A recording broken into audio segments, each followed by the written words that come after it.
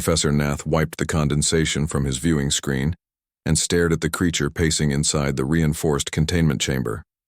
The beast before him defied every classification system known to galactic science and challenged everything he thought he understood about biological warfare. Standing nearly 4 feet at the shoulder with midnight black fur that seemed to absorb the laboratory's bright lights, the animal possessed 6 powerful legs ending in claws sharp enough to slice through titanium plating. His research assistant, Dr. Kira, approached with her tablet clutched nervously in her forearms, her usually steady voice trembling slightly as she reported the latest findings. Professor, the sedation attempts have failed completely. We administered enough tranquilizers to incapacitate 3 adult Rhinox beasts, but the creature remains fully alert and increasingly hostile. The Terror-Hound continued its relentless pacing, leaving deep scratches in the ultra-hard polymer flooring with each step. Its 4 glowing eyes tracked every movement in the laboratory with predatory precision, while a constant low growling vibrated through the reinforced walls. The sound made even the bravest researchers step back involuntarily from the observation. Windows. Fascinating specimen from the Deathworld Terra, Nath murmured while adjusting his spectacles and making notes on his personal device.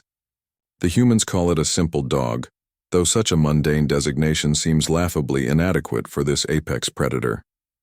According to Coalition intelligence reports, these creatures have turned the tide in countless battles during the recent human expansion conflicts. Dr. Kira consulted her readings again and shook her head in bewilderment. The biometric scans show elevated stress hormones, but also something else, Professor. There appears to be a complex neurochemical pattern we cannot identify, almost as if the creature is experiencing some form of emotional distress beyond simple captivity anxiety. The Terror-Hound suddenly stopped pacing and fixed its piercing gaze directly on Professor Nath through the barrier. For a moment, the constant growling ceased and something that almost resembled intelligence flickered in those alien eyes. Then just as quickly, the aggressive behavior resumed with even greater intensity as the beast threw itself against the reinforced walls. Increase the containment field strength. Nath ordered quickly as alarms began to sound throughout the laboratory. This specimen represents our best opportunity to understand how humans have managed to weaponize biological companions so effectively. Every major engagement between coalition forces and human settlements has featured these creatures fighting with suicidal loyalty alongside their handlers. The research team had spent months acquiring this particular specimen through a complex series of diplomatic exchanges and scientific agreements. Terror-Hounds were legendary throughout the galaxy, not just for their combat effectiveness, but for their mysterious bond with humans. No non-human scientist had ever successfully studied one of these creatures up close, let alone attempted to understand the psychological mechanisms that made them such devastating allies. Professor, what if we have misunderstood something fundamental about these creatures? Dr. Kira suggested hesitantly while monitoring the containment systems. The behavioral patterns do not match typical predator psychology. There seems to be an underlying emotional component that our current analytical frameworks cannot adequately explain. Nath dismissed her concerns with a wave of his hand while continuing to observe the pacing Terror-Hound. Emotions are evolutionary tools for survival, Dr. Kira.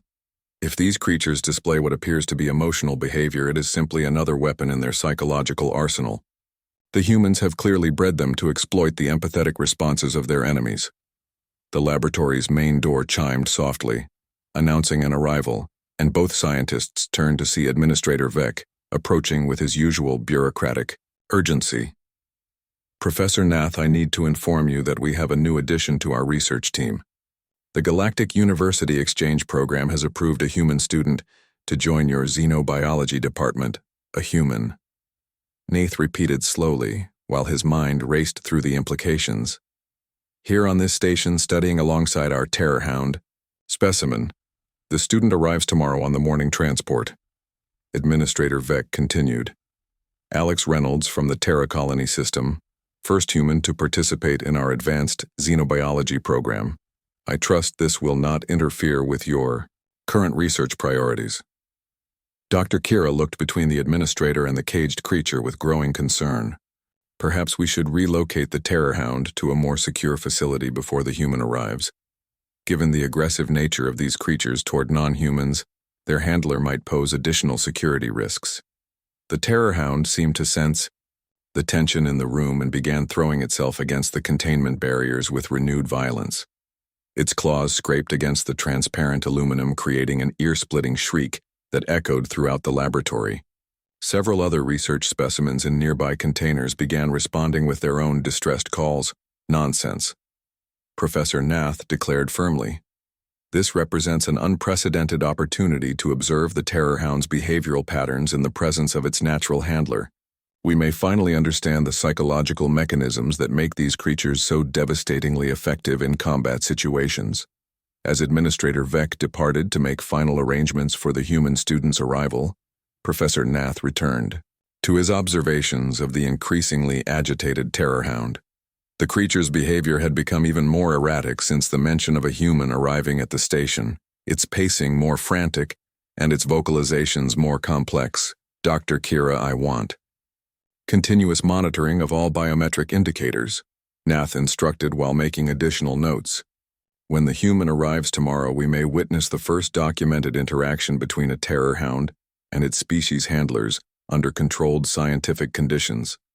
This could revolutionize our understanding of interspecies warfare dynamics." Ray. Terror-Hound suddenly pressed itself against the barrier closest to where Professor Nath stood, and for just a moment its aggressive posture seemed to soften. The constant growling faded to what almost sounded like a whimper before the creature shook itself and resumed its threatening demeanor. Neither scientist noticed the small transport vessel that had just entered the station's docking bay, nor the young human aboard who was gathering his belongings, completely unaware that his arrival would challenge everything the galactic scientific community believed about the most feared predator in known space. The morning shift change brought unusual activity to the corridors of Meridian Research Station, as curious researchers and staff members found excuses to linger near the main laboratory. Word had spread quickly through the facility that their first human exchange student would be arriving today, and many wanted their first glimpse of a member of the species that had sent shockwaves through the galactic community.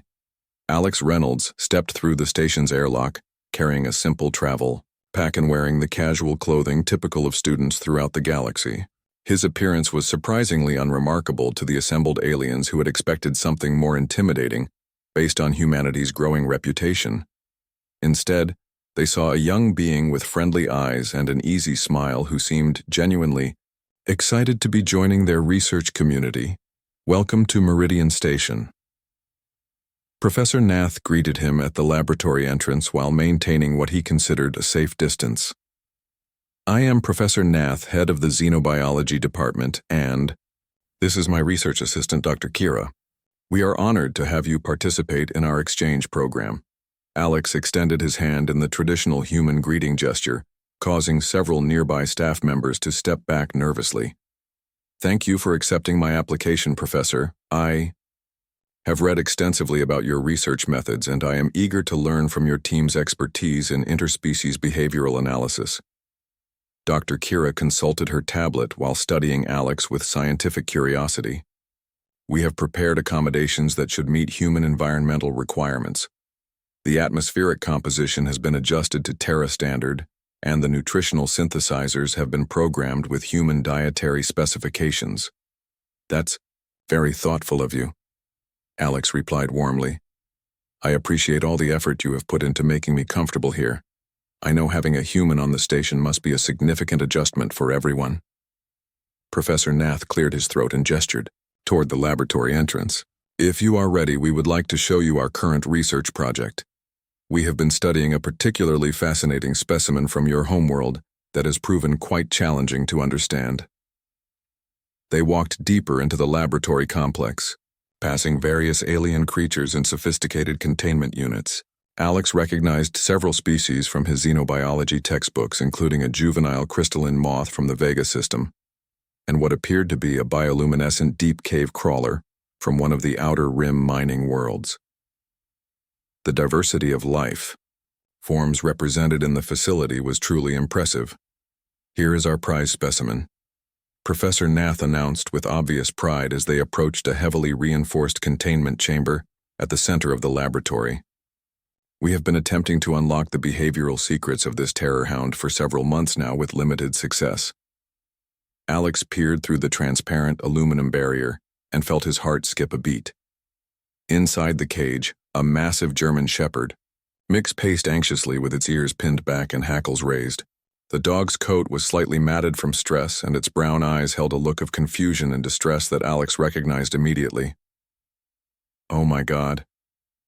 Alex breathed softly while his hand instinctively moved toward the containment controls. "What have you done to this poor animal?" The moment Alex spoke, the dog's entire demeanor changed dramatically. Its ears perked up attentively, and its tail gave a tentative wag as it pressed its nose against the barrier. The constant growling that had filled the laboratory for months suddenly ceased, completely replaced by soft whimpering sounds. "Extraordinary," Professor Nath whispered while frantically activating his recording devices. "The Terror-Hound has never exhibited such behavior before. What technique did you employ to achieve this behavioral modification?" Alex stared at the alien scientist with growing disbelief and anger. "Terror-Hound, Professor. This is not some kind of biological weapon. This is just a dog. A very scared, lonely dog that has been trapped in a cage far from everything familiar." Dr. Kira's forearms trembled as she checked her monitoring equipment. "But according to Coalition intelligence reports, these creatures are responsible for devastating military defeats. They have been classified as humanity's most effective biological warfare assets." "That's completely ridiculous," Alex said firmly while keeping his eyes focused on the distressed animal.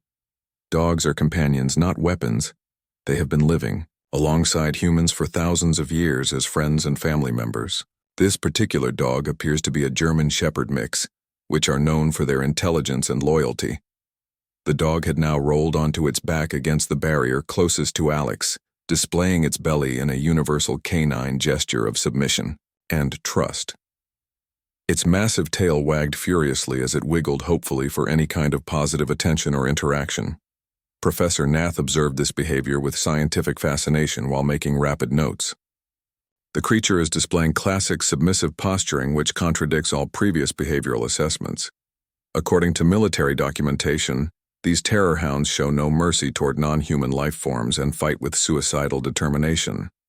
That's because you have been treating him like a dangerous animal instead of the social companion he actually is," Alex explained with obvious frustration. "Dogs are pack animals, Professor. They need interaction exercise and, most importantly, affection. Lock any intelligent creature in solitary confinement, and of course it will become aggressive and unstable." Dr. Kira consulted her tablet nervously while monitoring the containment systems. "But our sedatives had no effect whatsoever. We administered enough chemical suppressants to incapacitate most large predators, yet the creature remained fully alert and increasingly hostile. German Shepherds are bred to be hardy and resilient working dogs," Alex replied while watching the dog's desperate attempts to get closer to him. "They have incredible endurance and mental toughness. Your sedatives probably just made him feel sick and more anxious, which would naturally increase his stress responses." The dog let out a soft whine and began pawing at the barrier that separated him from Alex. The sound was so plaintive and heartbreaking that even Dr. Kira's expression began to soften slightly, despite her obvious fear. "I request permission to interact directly with this animal," Alex said formally, though his tone made it clear he was not really asking for approval. He needs to know that he is not alone anymore, and that someone understands what he is going through. "Absolutely not," Professor Nath replied immediately while his hand moved toward the emergency alert controls. "The safety protocols exist for excellent reasons. This creature could kill you within seconds of direct contact. Professor, with all due respect, this dog is more likely to lick me to death than cause any actual harm," Alex responded while his eyes remained fixed on the suffering animal. "He just needs reassurance and gentle treatment. I can see from his body language that he is desperate for positive social interaction." The standoff continued for several tense moments with the dog whimpering pitifully in the background, until finally Professor Nath's scientific curiosity began to override his cautious instincts. "Very well, but we will maintain full emergency protocols. Any sign of aggressive behavior, and we activate the containment fields immediately.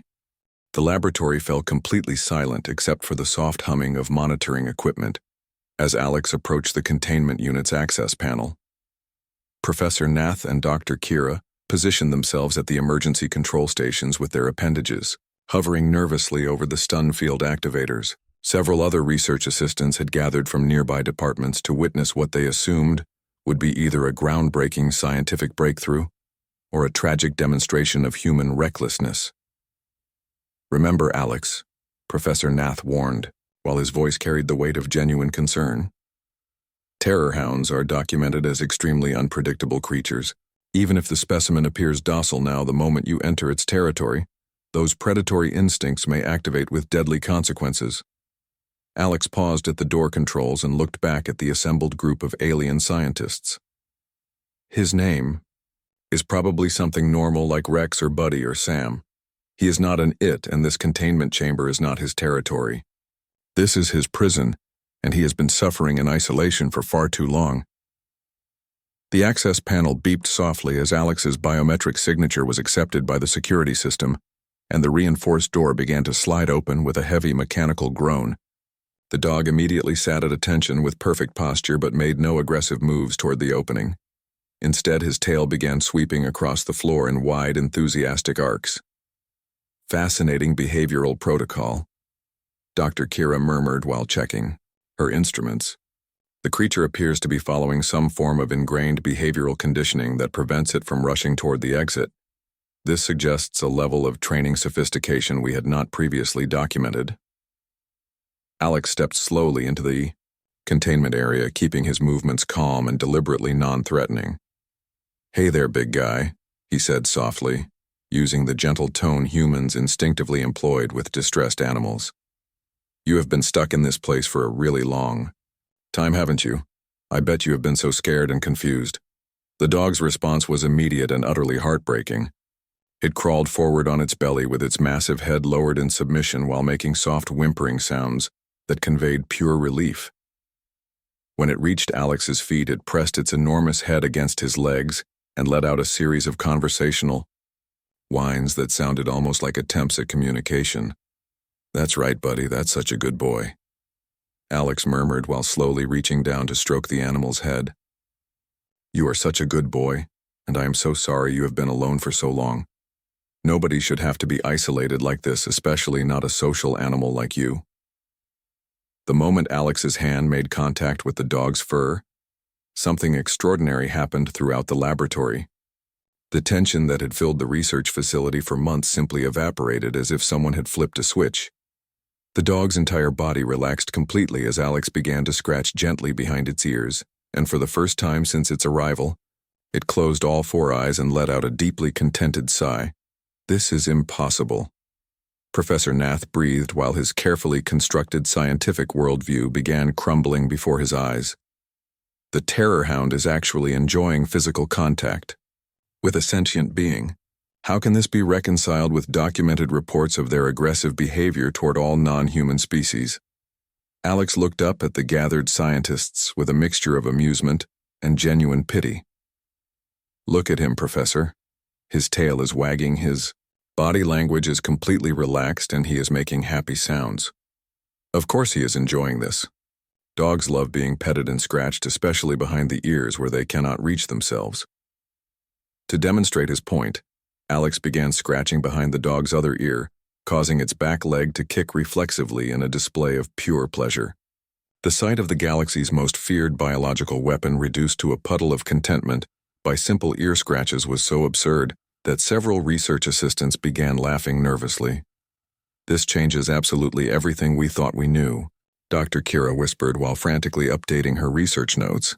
"If Terror-Hounds respond positively to gentle physical contact, then our entire understanding of human-creature relationships requires complete revision." The dog had now rolled completely onto its side and was making soft, groaning sounds of happiness as Alex continued the ear-scratching session. Its massive tail thumped rhythmically against the floor while its eyes remained blissfully closed.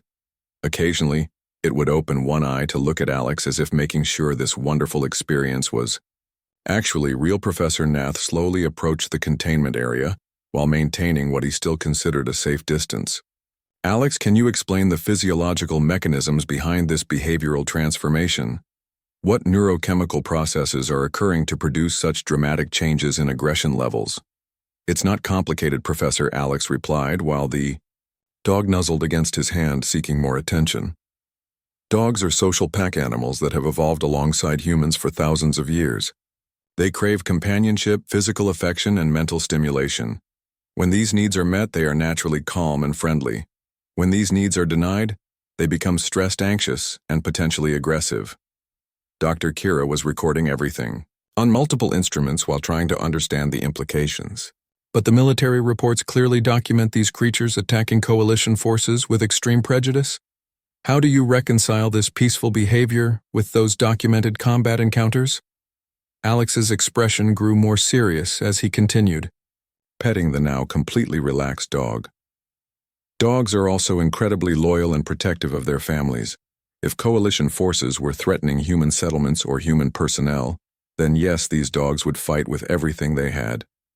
But that is not aggression, Professor. That is love and loyalty taken to its ultimate expression. The dog suddenly rolled onto its back, exposing its belly in the ultimate gesture of trust and vulnerability. Alex immediately began rubbing the exposed stomach, causing the animal to make sounds of pure joy that echoed throughout the laboratory. Its legs kicked happily in the air while its tail wagged with such enthusiasm that it created a small dust cloud. The specimen is displaying complete submission and trust behaviors, Professor Nath observed while making rapid notes.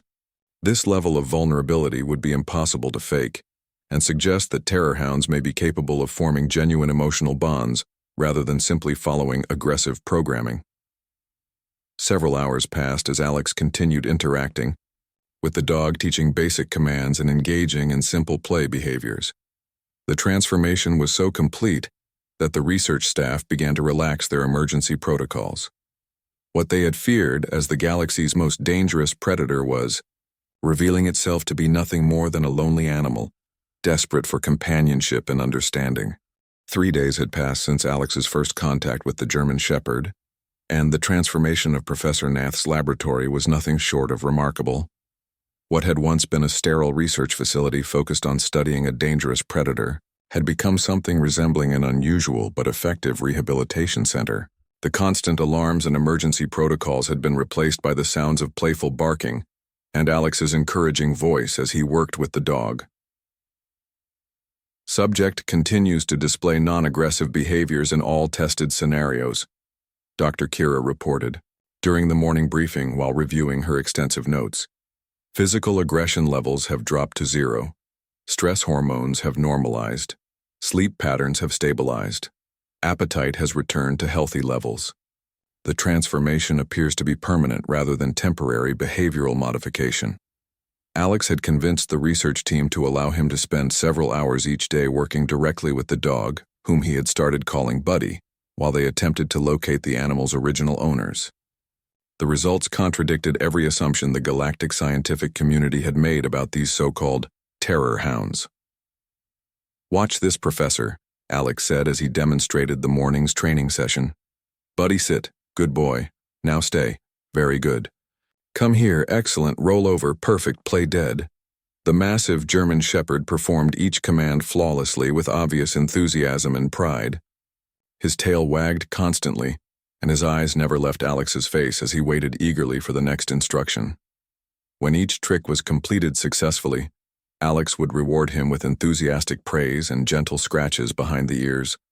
Professor Nath observed these interactions with growing amazement while updating his research logs. The behavioral complexity is unprecedented in our xenobiological databases. The specimen demonstrates advanced cognitive processing, memory retention, problem-solving abilities, and most remarkably, what appears to be genuine emotional responses to positive reinforcement. Dr. Kira had been working around the clock to cross-reference their findings with coalition military databases, and her discoveries were deeply troubling. "Professor, I have completed my analysis of the so-called Terror-Hound incidents that created their fearsome reputation throughout the galaxy. The pattern of encounters reveals something we completely misunderstood. What did your research uncover? Professor Nath asked while watching Buddy demonstrate his ability to fetch a thrown ball with remarkable precision. In every single documented incident, these dogs were defending human settlements, human military installations, human civilian populations, or human personnel from coalition military forces, Dr. Kira explained. They were not deployed as offensive weapons. They were acting as protective companions defending their families and communities. The implications of this discovery began to sink in as Professor Nath reviewed the military records on his personal tablet. Are you suggesting that the entire galactic community has been afraid of what amounts to sophisticated guard animals, highly trained, extremely loyal, incredibly brave guard animals? Dr. Kira corrected. The reports describe creatures that would fight to the death to protect their human companions, showing remarkable courage, strategic thinking, and determination. But outside of that specific defensive context, they appear to be remarkably peaceful and social creatures. Alex looked up from where he was playing tug-of-war with Buddy using a knotted laboratory towel. That is exactly what they are. Dogs have been humanity's companions, workers, and protectors for thousands of years. They are bred for intelligence, loyalty, courage, and yes, protectiveness, but they are not monsters or biological weapons. Buddy had won the tug-of-war game and was now prancing around the laboratory with the towel in his mouth. His entire body language radiated happiness and playfulness as he tried to entice Alex into chasing him.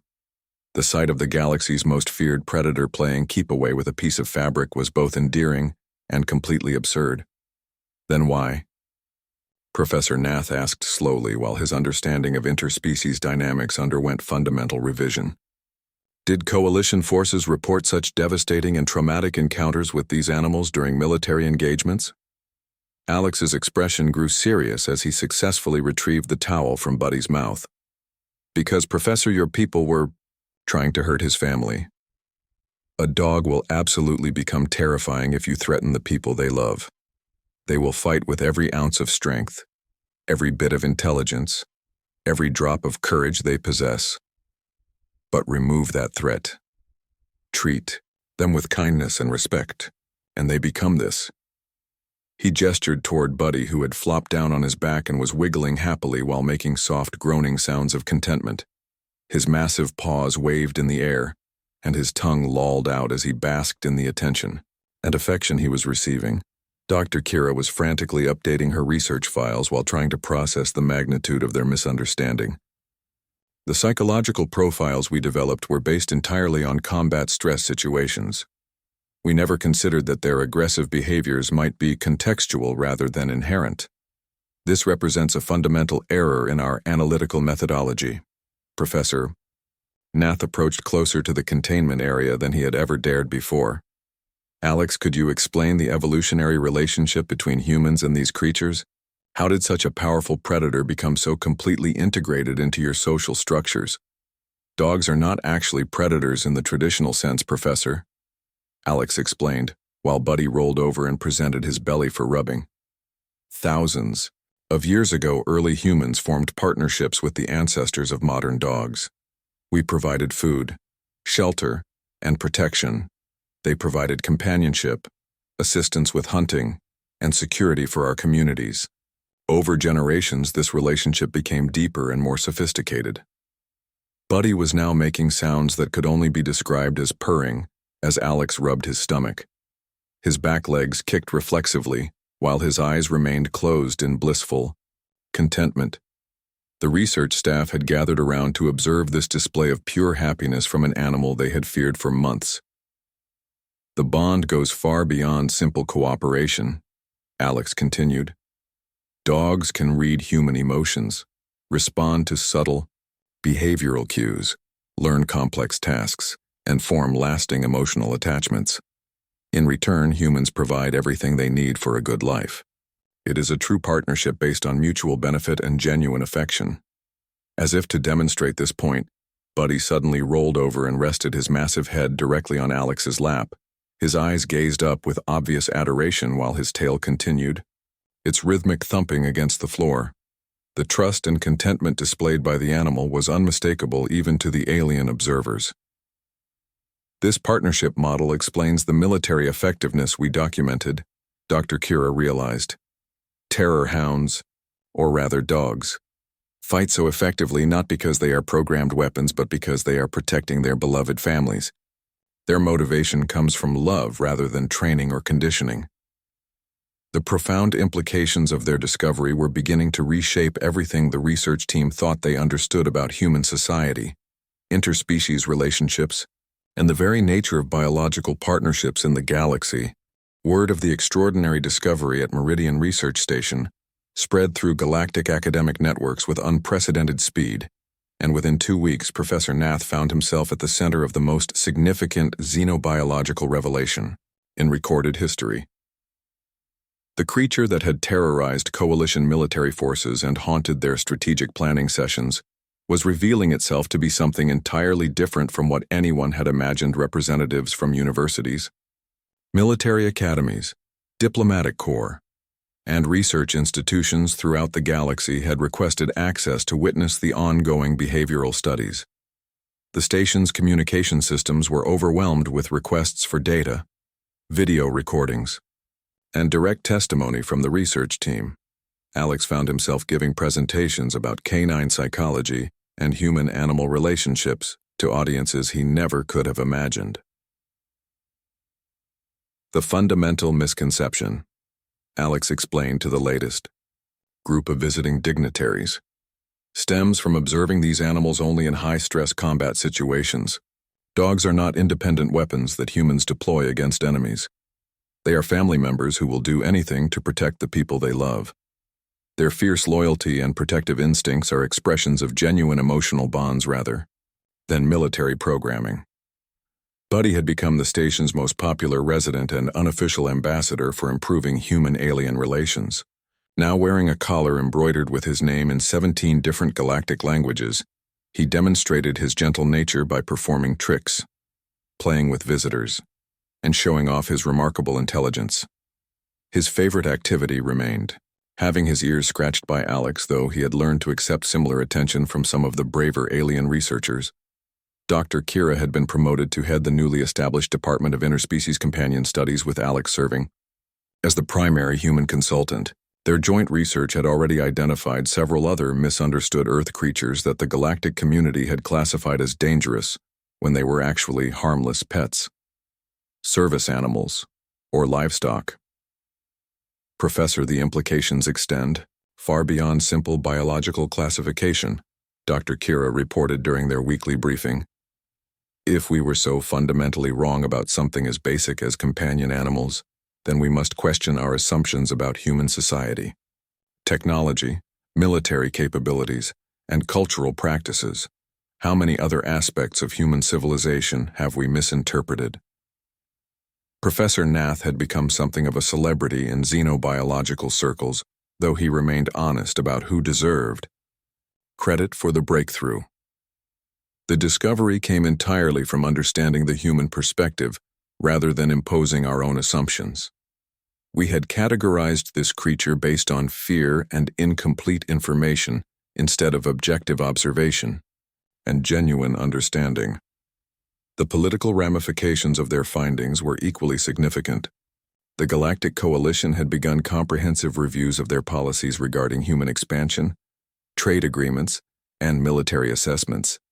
If their intelligence services had been so completely wrong about something as fundamental as pets, then what other errors might exist in their understanding of human capabilities and intentions?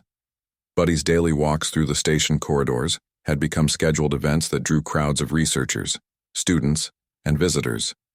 His calm, friendly demeanor and obvious enjoyment of social interaction had helped break down barriers that had existed for decades between humans and other galactic species. Children from visiting families would giggle with delight as the massive dog gently accepted their tentative pats and offered his paw for shaking. The transformation in interspecies relations has been remarkable, Administrator Vec observed during his monthly report to the Galactic University Board. Fear and suspicion have been replaced by curiosity and genuine friendship. The presence of both Alex and Buddy has created an atmosphere of cooperation that we had never achieved through formal diplomatic channels. Alex spent his evenings teaching Buddy more complex tricks and commands while documenting canine learning capabilities for the research database. The dog's intelligence and eagerness to please continued to amaze the alien observers who had expected a mindless killing machine rather than a thinking, feeling companion. "Watch how he problem solves," Alex demonstrated as he hid treats around the laboratory. "Buddy, search. Good boy. Use your nose. That's right. Check behind the equipment. Excellent. You found them all." Buddy's systematic approach to the search exercise revealed sophisticated cognitive abilities including memory, pattern recognition, logical thinking, and the ability to generalize from previous experiences. His tail wagged enthusiastically throughout the process, and he looked to Alex for approval and encouragement.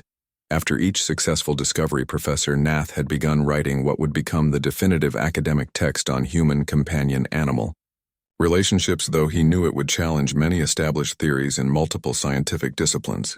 The bond between humans and dogs represents perhaps the most successful interspecies partnership in galactic history, built on mutual benefit, emotional connection, and thousands of years of coevolution. The research had also revealed disturbing information about how fear and prejudice could distort scientific observation. Many of the original reports about Terror-Hound aggression had been colored by the observer's expectations and cultural biases.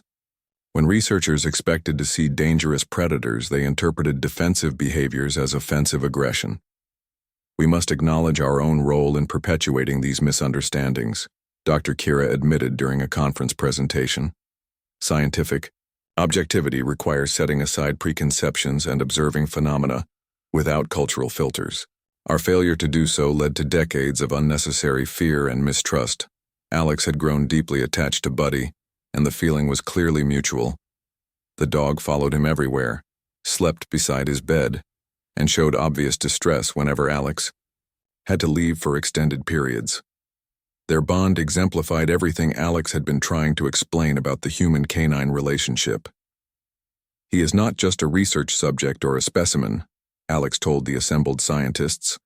"He is a friend, a companion, a family member. That is what dogs have always been to humans. Not weapons or tools, but partners who share our lives and enrich our experiences in countless ways." As news of their discoveries continued to spread throughout the galaxy, both Alex and Buddy found themselves at the center of a paradigm shift in how different species understood each other. What had begun as a simple case of mistaken identity had evolved into a fundamental lesson about the dangers of assumptions and the power of empathy to bridge seemingly impossible divides. 6 months after Alex's arrival at Meridian Research Station, the galaxy had fundamentally changed its understanding of humanity and the creatures they called companions. The research facility had been transformed into the premier center for interspecies relationship studies, with delegations arriving weekly from across the galactic community. What had started as a xenobiology project had evolved into something far more significant, a complete restructuring of how different species approached each other. Professor Nath stood before the assembled Galactic Science Council, presenting findings that would reshape diplomatic, military, and social policies throughout known space. The Terror-Hound designation has been officially retired from all scientific and military databases. These creatures are now properly classified as Canis familiaris, companion animals that have co-evolved with humans for thousands of years as partners rather than weapons. Buddy had adapted remarkably well to his role as an ambassador for improved galactic relations. Now wearing a specially designed harness that identified him as an official research participant, he accompanied Alex to meetings, demonstrations, and educational presentations throughout the station. His calm demeanor and obvious intelligence had won over even the most skeptical observers, many of whom had initially refused to be in the same room with what they believed was a dangerous predator. The psychological transformation in galactic attitudes has been unprecedented, Dr. Kira reported to the university administration. Fear-based policies are being replaced with cooperation agreements. Trade restrictions based on misunderstood biological capabilities are being lifted. And for the first time in decades, we are seeing genuine friendship developing between human colonies and their galactic neighbors.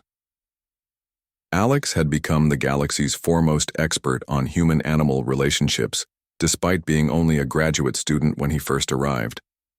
His daily presentations drew standing-room-only crowds as beings from across the galaxy sought to understand how such powerful bonds could develop between different species.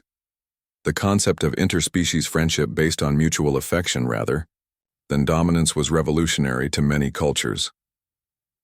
The key insight, Alex explained during his latest lecture, is that partnership requires equality and respect. Humans do not own dogs. We share our lives with them. They are free to leave if they choose, but they stay because the relationship benefits everyone involved. We provide food, shelter, medical care, and companionship. They provide loyalty, protection, work assistance, and most importantly, unconditional love. Buddy demonstrated this principle by performing increasingly complex tasks that required initiative and decision-making rather than simple obedience. He could navigate the station independently, recognize different individuals, remember their preferences, and even provide comfort to stressed or upset visitors. His emotional intelligence rivaled that of many sentient species. The research had also revealed troubling information about how the original Terror-Hound incidents had been misrepresented in official reports. Military analysts reviewing the historical data discovered that coalition forces had consistently been the aggressors in encounters with human settlements. The dogs had not been deployed as weapons but had spontaneously defended their families when threatened. We must acknowledge the role that propaganda and fear-mongering played in creating these misunderstandings, Ambassador Telvar admitted during a formal apology ceremony. Coalition leadership allowed prejudice and xenophobia to influence our scientific assessments. We saw what we expected to see rather than what was actually occurring. Professor Nath had received numerous awards and honors for his role in the discovery, though he consistently emphasized that the breakthrough came from listening to Alex's expertise rather than his own research methods. The most important lesson we learned was the value of including voices from the cultures we study. External observation has limitations that can only be overcome through genuine collaboration. Success of the Human Canine Research Program had inspired similar studies of other misunderstood interspecies relationships throughout the galaxy. Teams of mixed-species researchers were now investigating everything from the symbiotic partnerships of the reef builders to the complex social structures of the crystal gardens. Each discovery was revealing new possibilities for cooperation and friendship between different forms of life. Alex had grown to love his role as both educator and advocate. Though he knew his time at the station would eventually end, his bond with Buddy had become legendary throughout the galactic academic community, and their partnership served as a living example of everything he taught about interspecies relationships. Buddy is not just my research partner, Alex told the documentary crew filming their daily routine. He is my friend, my companion, my family. That is what these relationships are really about. Not control or dominance, but genuine mutual affection and respect. When you approach any relationship with love instead of fear, amazing things become possible. The dog seemed to understand the importance of his role and carried himself with dignity during formal occasions while maintaining his playful personality during private moments. His favorite activities remained the simple pleasures of ear scratches, belly rubs, and games of fetch, though he had learned to appreciate the attention he received from his many admirers. The transformation of Meridian Research Station had become a model for interspecies cooperation facilities throughout the galaxy. Where once there had been sterile laboratories focused on studying alien creatures in isolation, now there were collaborative spaces where beings from different worlds worked together as equals, sharing knowledge, building friendships, and creating new possibilities for galactic unity.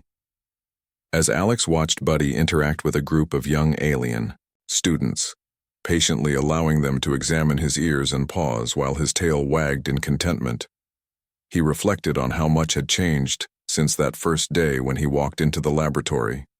The creature that had been feared as the galaxy's most dangerous predator had revealed himself to be exactly what Alex had known all along.